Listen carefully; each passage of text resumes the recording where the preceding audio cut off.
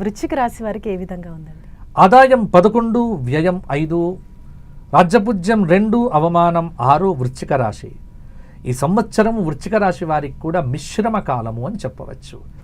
గ్రహగతులన్నీ పరిశీలన చేస్తే కొంత గురుబలం పెరగటము, కొంత శనైశ్చరుడి యొక్క అనుగ్రహము పర్వాలేదన్నట్టుగా ఉండటము, పుత్ర సంతానం లేనటువంటి వారికి సంతాన యోగ్యత, కొన్ని చికాకులతో ఉన్నటువంటి గత సంవత్సరం ఈ చికాకులు దూరం చేస్తుంది. రాజకీయ నాయకులకు ఉన్నత పదవులు వస్తాయి. శత్రువుల ద్వారా కొంత ఇబ్బందులు కలిగినప్పటికీ కూడా తర్వాత బయటపడతారు. సినీ రంగంలో ఉన్నటువంటి వారికి శ్రమ విపరీతంగా ఉంటుంది. స్త్రీల విషయంలో కొంత జాగ్రత్తగా ఉండండి, ఎవ్వరికీ దుఃఖాన్ని కలిగించకండి. అలాగే శ్రమ కారణంగా ఆరోగ్య విషయంలో కొంత ఇబ్బందులు ఎదుర్కోవచ్చు.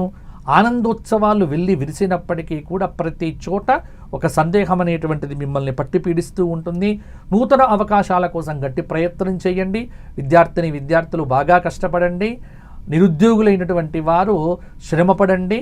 కొత్తగా వ్యాపారాలు మొదలుపెట్టినటువంటి వారు జాగ్రత్తగా కనుక చేసుకుంటే ఈ సంవత్సరం లాభాల బాట పట్టవచ్చు. కాలభైరవాష్టకము, శివ సహస్రనామ స్తోత్ర పారాయణము ప్రతిరోజు చేయటము, ప్రతి నిత్యము కూడా సూర్యుడికి అర్ఘ్యప్రదానం చేయటము, సూర్య నమస్కారాలు చేయటం వల్ల ఆరోగ్యం బాగుంటుంది.